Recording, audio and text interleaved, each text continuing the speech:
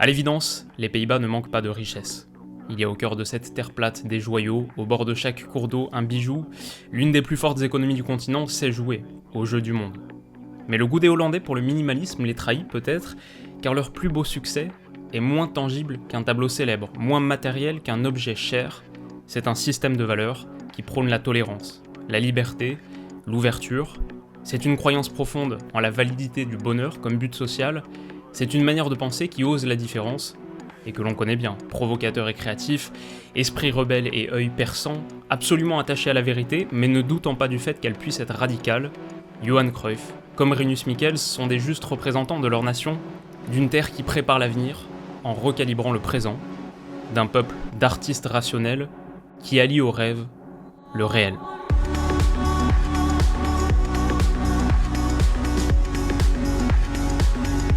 Yo les amis, j'espère que vous allez tous très bien, super content de vous retrouver pour ce 23e épisode de retour consacré aux Pays-Bas. Particulièrement heureux parce que je pense qu'on a avec les Pays-Bas un de mes pays préférés, en tout cas celui avec lequel je me sens philosophiquement le plus aligné, je pense qu'on peut dire les choses comme ça. C'est un premier point. Le deuxième, c'est qu'on a aussi une nation dont l'histoire footballistique est extrêmement riche.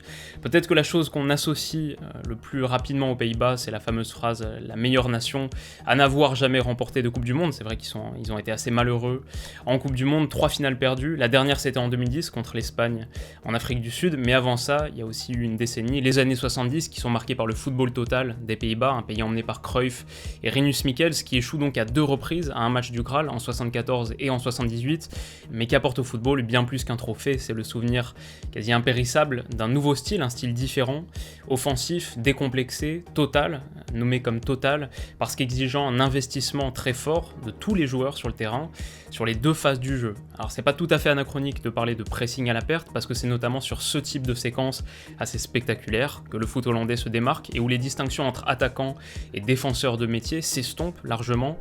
Sans ballon, tous sont défenseurs, avec tous sont attaquants. Donc il y a une nouvelle page de l'histoire du jeu qui s'écrit dans les années 70, mais pas de trophée. Une période difficile aussi pour les Pays-Bas au début des années 80, sur la plus grande partie de cette décennie-là. Mais en 88, la sélection hollandaise, la sélection néerlandaise va vivre son plus grand moment sans doute, c'est l'Euro 88 en Allemagne. C'est un été doré pour plusieurs étoiles contre l'Angleterre en groupe. Marco van Basten s'offre un triplé pour qualifier son pays en demi, où il retrouve l'Allemagne de l'Ouest, les hôtes, et les bourreaux des Pays-Bas en 74, qui prennent l'avantage sur un pénalty de Lothar Matthäus en seconde période, mais Ronald Koeman égalise à 15 minutes du terme, lui aussi sur penalty, avant que Marco van Basten n'offre la finale aux Oranges à la 88e. Un moment fou à Hambourg, qui est aussi un moment de délivrance des démons de 1974. J'ai écouté une interview de Hans van Breukelen, c'était le gardien de l'époque, c'est sur la chaîne YouTube de la sélection des Pays-Bas. J'ai écouté cette interview et il explique à quel point cette demi-finale est vraiment le match le plus important de sa vie, beaucoup plus que la finale, et à quel point le désir de revanche contre les Allemands était fort. Voilà, je pense qu'on peut difficilement sous-estimer ce match dans la narration de l'histoire footballistique hollandaise, et puis bien sûr, c'est une victoire qui permet aux hommes de Rinus Michels de rallier Munich, où ils font tomber donc l'URSS 2-0, d'abord grâce à 7 têtes bien appuyées de Ruud Gullit, ensuite, bien sûr, avec cette volée légendaire de Marco van Basten, un des plus beaux buts de l'histoire du football en finale de l'Euro, et une victoire convaincante qui offre aux Pays-Bas leur unique titre majeur. Donc on a mentionné les étoiles de cet été 88, Van Basten, Gullit, les 2 buteurs en finale. Il y a Rijkaard aussi, Frank Rijkaard, qui d'ailleurs cet été-là, après l'Euro 88, rejoindra les 2 premiers au Milan AC. Et Van Basten, Gullit, Rijkaard, c'est aussi le podium dans l'ordre du Ballon d'Or 88. Koeman est 5e en plus, preuve s'il en fallait de la domination des Pays-Bas cette année-là. Une année d'ailleurs où le PSV Eindhoven remporte la C1 en finale contre Benfica, et où l'Ajax atteint la finale de C2. Donc on a fait un petit focus sur l'Euro 88, logique, dans le cadre d'une série qui s'intitule Eurotour. On s'intéressait au succès des Pays-Bas au championnat d'Europe des Nations, mais l'histoire des Pays-Bas, l'histoire footballistique des Pays-Bas, c'est aussi bien sûr celle d'un nombre assez extraordinaire de joueurs remarquables. Dennis Bergkamp, mon footballeur préféré, ceux qui suivent la chaîne depuis un moment le savent assez bien, Edgar Davids, Clarence Seedorf, Marco Vermars, les frères de Boer, Patrick Kluivert, Edwin van der Sar, Jaap Stam, Ruud van Nistelrooy, Roy Mackay, Raphaël van der Vaart, Wesley Sneijder, Arjen Robben, Robin van Persie, Dirk Kuyt dans un style un peu particulier. On avait consacré une vidéo entière à la finale de la Coupe du Monde 74, il y a un moment maintenant, mais évidemment au-delà de Johan Cruyff, Johan Neeskens, Johnny Rep, Rob Rosenbrink, Ruud Krol, tellement de noms qui font rêver, et un rêve justement avec lequel les Pays-Bas aspirent à renouer. C'est quand même ça qui est super intéressant sur cette édition 2021, sur cette sélection, c'est qu'on a une équipe qui sort d'une période très sombre, non qualifié pour l'Euro 2016, non qualifié pour la Coupe du Monde 2018. Les Pays-Bas veulent rattraper le temps perdu le plus vite possible dès cet été, et on les comprend. Alors voilà pour l'histoire, on va s'intéresser au présent maintenant, en tout cas à la tendance récente de ces Pays-Bas, qui terminent à la deuxième place de leur groupe de qualif pour l'Euro, derrière l'Allemagne, 2 points derrière l'Allemagne, qu'ils ont battu à Hambourg 4-2 fin 2019, mais c'était 6 mois après s'être inclinés à Amsterdam 2-3 dans le temps additionnel. Ils terminent aussi à la seconde place de leur groupe de Ligue des Nations, après avoir lâché des points contre l'Italie. À nouveau une défaite à la maison sur ce but de Nicolo Barella, quelques jours avant l'arrivée de Frank de Boer au poste de sélectionneur. Et sur la campagne de qualification à la Coupe du Monde, ça c'était très récemment, 2 victoires assez insignifiantes contre la Lettonie 2-0 et à Gibraltar 0-7, mais une défaite beaucoup plus inquiétante forcément contre la Turquie. C'était à Istanbul 4-2. Alors les Pays-Bas joueront l'Écosse mercredi soir, match de préparation à l'Euro, dans un match qui sent bon l'Euro justement. On aura peut-être plus d'indications sur l'état de forme de ces Pays-Bas, le 11 auquel on peut s'attendre, mais pour l'instant, en l'absence de ces informations, on va devoir se livrer à un petit exercice de projection, et de mon point de vue, il y a des chances que le 11 de Frank de Boer à l'Euro ressemble à quelque chose de ce type. Notons déjà le choix du 4-3-3 pyramidal, avec 2 points de basse, qui est surprenant dans une certaine mesure, parce que finalement c'est un système qu'on retrouve très peu aujourd'hui, sauf si on considère que le 4-2-3-1 en est une variation assez proche, mais un système qu'on retrouve assez peu, ça peut être étonnant, ça l'est moins quand on sait à quel point ce système est plébiscité du côté de l'Ajax, c'est notamment celui qu'on avait vu sur, souvenez-vous, leur fameuse campagne de Ligue des Champions en 2018-2019, et comme Frank de Boer a passé plus de 20 ans de sa vie à l'Ajax, 11 saisons en tant que joueur, 4 en tant qu'entraîneur des jeunes et 6 en tant que coach de l'équipe première, bon, le lien devient tout de suite beaucoup plus clair. On réduit aussi le risque de notre projection quand on sait que les Pays-Bas ont mobilisé ce système sur les 3 matchs qu'ils ont joués en 2021, 3 sur 3, c'était 7 sur 8 en 2020 et 9 sur 10 en 2019, donc ok, on peut miser là-dessus. Maintenant, niveau animation, il y a des chances que ce soit différent que ce qu'on voit là sur le papier, avec des profils dans l'entrejeu comme Frenkie de Jong, Wijnaldum. Je pense qu'on peut partir sur l'idée de beaucoup de projections avec et sans ballon depuis des zones reculées pour amener le surnombre dans le dernier tiers, inonder la surface, exactement comme ce qu'on voyait faire l'Ajax en 2019, et avec les mêmes risques aussi, à savoir une équipe coupée en deux à la perte de balles, très vulnérable en transition défensive. C'est d'ailleurs un point que les images reflètent de manière assez fidèle. J'ai pas vu tous les matchs de la sélection hollandaise depuis l'arrivée de Frank de Boer, mais j'ai vu un très grand nombre de séquences, et match après match, même contre des adversaires moins huppés, les Pays-Bas souffrent à la perte et se retrouvent à devoir couvrir de grands espaces dans leur dos, et c'est pour moi le talon d'Achille de cette équipe. Donc voilà pour une première impression collective de ce que j'ai vu, ce qui ressort le plus. Maintenant on va passer ligne par ligne, joueur par joueur, et parler donc de ce groupe hollandais qui est assez inégal, et qui démarre tout de suite avec une complication, puisqu'au poste de gardien, Jasper Cillessen sort d'une saison difficile, marquée par plusieurs longues blessures, et là vient d'être testé positif au Covid, donc il va rater le camp de préparation des Pays-Bas au Portugal. C'est pas idéal, en sachant que derrière lui, Tim Krul a pas convaincu du tout sur les derniers matchs, plusieurs fautes de main contre la Turquie par exemple, c'était il y a quelques mois. À 38 ans, le troisième gardien Marten Stekelenburg n'a pas vocation à jouer cet été. En attendant le retour de Cillessen, Marco Bizot de la Z Alkmaar a été appelé en renfort, 30 ans pour lui, mais sauf surprise, il ne devrait pas participer à l'Euro. Voilà pour les gardiens. Devant, l'absence de Van Dijk, c'est un énorme point de discussion, bien sûr. Après sa blessure au ligament croisé en début de saison, il a décidé de poursuivre sa récupération et de ne pas risquer un retour précoce, donc pas de Van Dijk. Et même si la charnière de Vrij de Ligt, c'est pas le point faible du 11, ça reste un coup dur pour Frank de Boer qui espérait sans doute compter sur son retour. Derrière eux, Blind, Ake et Veltman se tiennent prêts, peuvent aussi dépanner sur un côté, les 3 peuvent jouer sur un côté. On devrait avoir, le côté gauche d'abord, Owen Wijndal d'Alkmaar, 21 ans, et Denzel Dumfries du PSV Eindhoven, 25 ans. Alors Wijndal, c'est une grosse satisfaction. Il a joué 100% des minutes de son club cette saison, toutes compétitions confondues, pas raté une seule seconde avec la Z, a même porté le brassard de capitaine sur la fin, à 21 ans donc, a disputé les 6 derniers matchs des Pays-Bas, donc 5 en tant que titulaire. C'est un latéral très complet, capable de super projection, tout en étant solide derrière.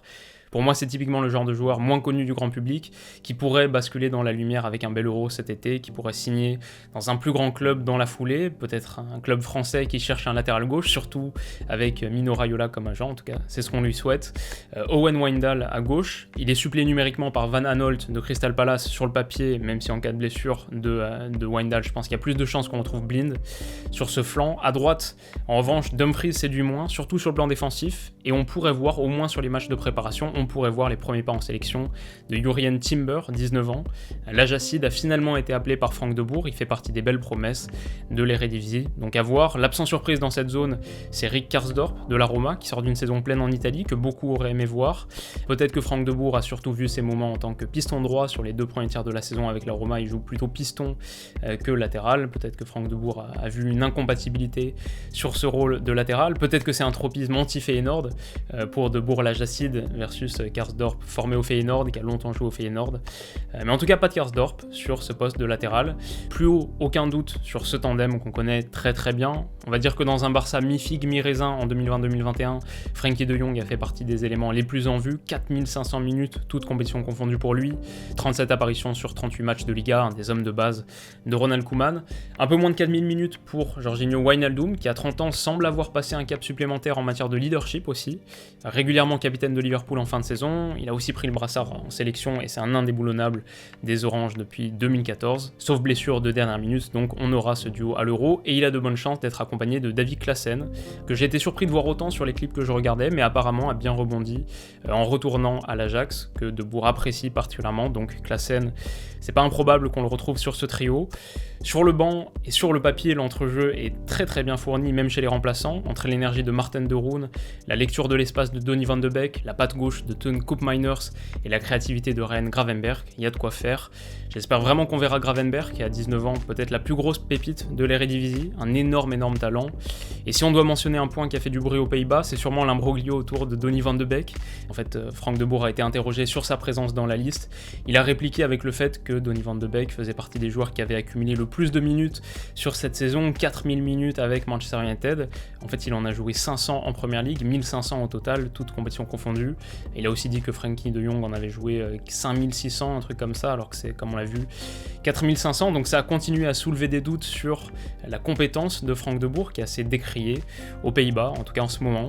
Et puis enfin, donc pour boucler, on a le secteur offensif, où Memphis Depay est sans doute le meilleur élément.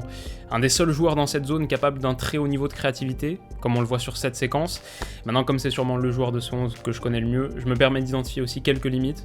Et je dirais que si les Pays-Bas souffrent autant en transition défensive, c'est parce que leur pressing à la perte n'est pas tout à fait bien mené, pas tout à fait bien coordonné. Et dans ce registre, je ne serais pas surpris que Memphis ait quelques petites choses à se reprocher. Il y a aussi la question de son positionnement sur les phases avec ballon. On connaît son penchant pour l'axe. Et même placé théoriquement sur l'aile, il se rapproche beaucoup des zones qu'il occupait avec Koeman, à savoir plutôt demi-espace ou même axe pur.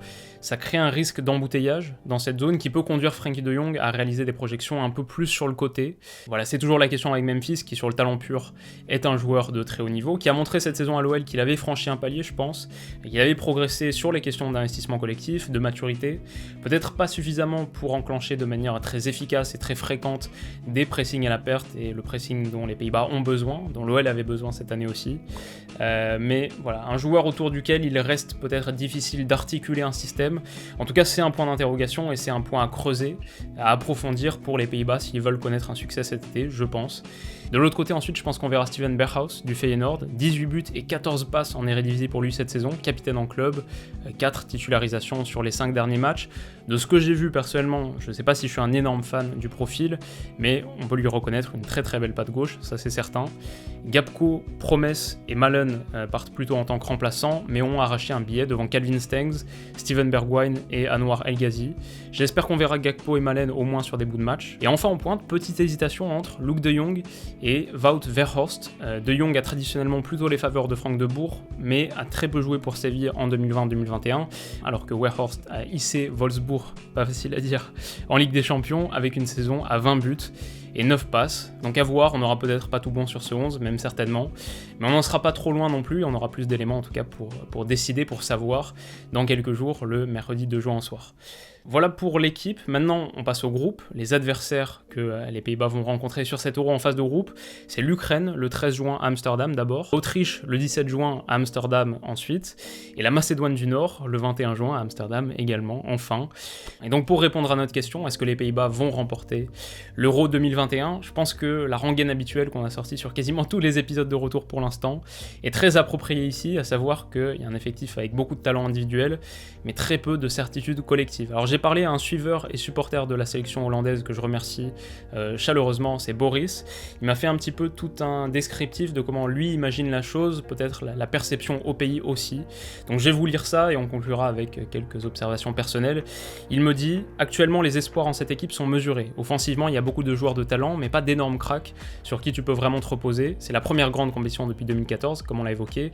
Donc l'excitation est grande, l'impatience aussi, d'autant que les 3 matchs de poule seront à domicile, c'est un énorme point. Mais les limites des Pays-Bas sont évidentes, pas de très grands gardiens, perte du leader ultime sur et en dehors du terrain, à savoir Van Dijk, crainte d'un jeu de possession stérile et d'une inefficacité devant le but, comme récemment, ça c'est un point qu'on n'a pas évoqué, mais effectivement les Pays-Bas marquent peu par rapport aux expected goals qu'ils produisent, par rapport aux occasions qu'ils génèrent. Donc ça c'est un point, personnellement j'ajouterais aussi que l'équilibre offensif-défensif a encore besoin d'être trouvé, pas mal de vulnérabilité comme on l'a évoqué sur les transitions défensives. Boris ajoute défiance envers le sélectionneur au pays, mais l'espoir est là et l'ambiance générale est bonne. Le groupe Memphis, Wijnaldum, Promes, Ake a beaucoup d'influence dans le vestiaire. Les joueurs de l'Ajax aussi sont très soudés entre eux, avec le jeune Timber, Blind, Klaassen, Gravenberch. Mais après, c'est inhérent à toutes les sélections, il nous dit, et avec les Pays-Bas, t'as toujours peur que ça finisse en clash, c'est clair. Toujours les rivalités aussi, les dissensions qui peuvent exister, peut-être moins aujourd'hui, mais qui ont pu exister un temps entre Ajax, Feyenoord, PSV Eindhoven, peut-être comme ce qu'on a pu retrouver en sélection espagnole il y a quelques temps, ou en Angleterre bien sûr avec les Chelsea, Manchester United de l'époque, Arsenal, Liverpool de l'époque de Beckham, Lampard, Gerrard. Aujourd'hui c'est moins le cas, je pense qu'on a un groupe autour duquel l'ambiance est meilleure. Voilà, avant de faire cet épisode de retour, avant de me pencher vraiment sur la sélection néerlandaise, je pense que je les aurais mis au même rang que les 3, 4, 5 premiers, j'en avais une image assez positive. Aujourd'hui, j'aurais tendance à réviser un petit peu mon pronostic à la baisse. Alors, il y a quand même des motifs d'espoir, il y a quand même des raisons d'être ambitieux. Déjà, les 3 matchs de poule à domicile, mais aussi un groupe assez abordable. Il y a quand même des chances que les Pays-Bas terminent à la première place du groupe, en tout cas, c'est d'assez loin ce qu'ils doivent viser. Et si c'est le cas, le parcours est assez abordable. Alors, en 8ème, il retrouverait, s'il termine à la première place, il retrouverait un 3ème de groupe. Et s'il passe ce 8ème de finale, en quart, ce serait soit le 2ème du groupe A, soit le 2ème du groupe B. En tout cas, ça peut être, de ce que j'avais vu, ça peut être peut-être la Turquie, peut-être la Suisse, peut-être le Danemark, peut-être la Russie, une équipe comme ça. Bon, ça c'est très théorique, après on sait que l'Euro et les compétitions internationales sont faites de surprises, mais voilà, sur le papier, le parcours pourrait ressembler à ça, et du coup, c'est vrai que les Pays-Bas semblent plutôt bien lotis pour une accession en demi-finale, c'est pas improbable de le penser, mais j'aurais tendance à voir cette demi-finale, ce dernier carré, comme leur palier. Je pense qu'ils restent en dessous des cadors qu'ils pourraient affronter sur les étapes suivantes de la compétition, en dessous de la France, de la Belgique, du Portugal, de l'Angleterre, je vois à peu près les choses comme ça. Mais dites-moi ce que vous en pensez. Si la vidéo vous a plu, n'hésitez pas à mettre un petit pouce bleu, ça m'aide beaucoup, je l'ai un petit peu moins dit récemment, ça m'aide toujours autant, et en plus vous êtes quasiment toujours autant à le faire, donc je vous remercie pour ça. Vous pouvez aussi vous abonner à la chaîne si vous le souhaitez, ça m'encourage beaucoup, et c'est une bonne manière de ne pas rater le dernier épisode de retour qui arrive très vite, qui arrive en fin de semaine, et qui sera consacré à la France. Alors j'en ai vu dans les commentaires me demander où est passé le dernier épisode de retour, pourquoi est-ce que j'avais décidé de ne pas faire d'épisode de retour consacré à la France. Vous inquiétez pas, il arrive, il est prévu pendant quelques jours maintenant. Donc voilà, si vous voulez pas rater ça, vous pouvez vous abonner à la chaîne. Et la dernière chose à dire, c'est que si ce maillot vous intéresse, comme vous le savez, je vous mettrai le lien du site que j'utilise en description, en commentaire. The Football Market, vous avez même un code de réduction avec le code promo Willou. Donc voilà, je vous mets tout ça en commentaire, en description. Merci d'avoir regardé la vidéo, et on se retrouve très très vite pour la prochaine, soit pour le prochain épisode de Retour la France, soit peut-être pour une analyse entre les deux si je trouve du temps. Mais voilà, rendez-vous très vite, prenez soin de vous comme d'habitude, prenez soin de vous et vos proches, et on se dit à bientôt. Bisous.